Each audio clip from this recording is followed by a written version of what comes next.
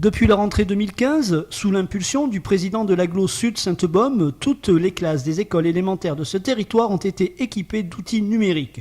Tablettes pour chaque élève, ordinateur et tablette pour le maître et un tableau numérique interactif. Et depuis la rentrée 2017-2018, ce sont les classes de 6e et 5e qui sont équipées.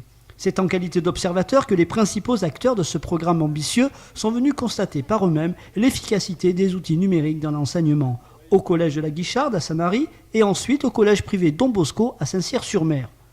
C'est mieux de travailler avec une tablette ? Oui. Pour quelle raison c'est mieux ? C'est plus ludique, ça nous permet de travailler différemment. Voilà. Et est-ce qu'il y a une facilité pour mémoriser les choses, pour comprendre ? Oui, tout à fait.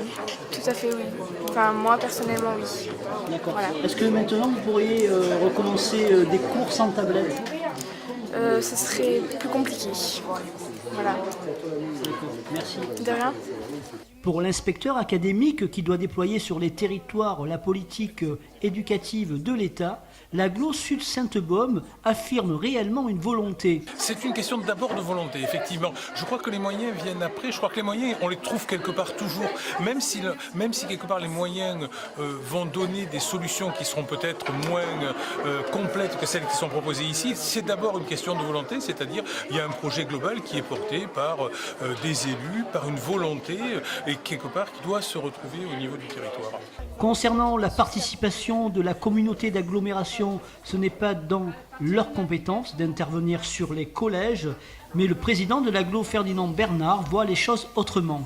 Certains m'ont dit que ce n'était pas la compétence de l'intercommunalité.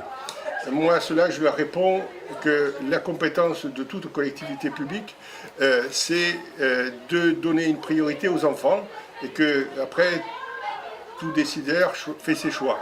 Pour ce qui me concerne, c'est celui-là. Outre la mise en place innovante et sans égale à cette échelle, l'agglomération Sud Sainte-Baume a mis en place de surcroît un dispositif de formation continue pour les enseignants. On a eu la chance d'avoir une bonne formation et on nous a accompagnés en fait pour bien utiliser ce matériel.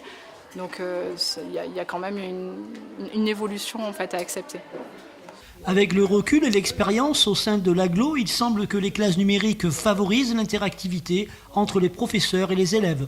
Moi je les aide, je leur donne le plan de travail, mais après c'est eux qui vont choisir ce qu'on met dans chaque partie de la leçon. Donc ils deviennent réellement acteurs de leur enseignement. Ce projet d'envergure s'étalera jusqu'en 2020, où toutes les classes des collèges, au même titre que les classes des écoles élémentaires de l'agglo Sud Sainte-Baume, seront équipées d'outils numériques.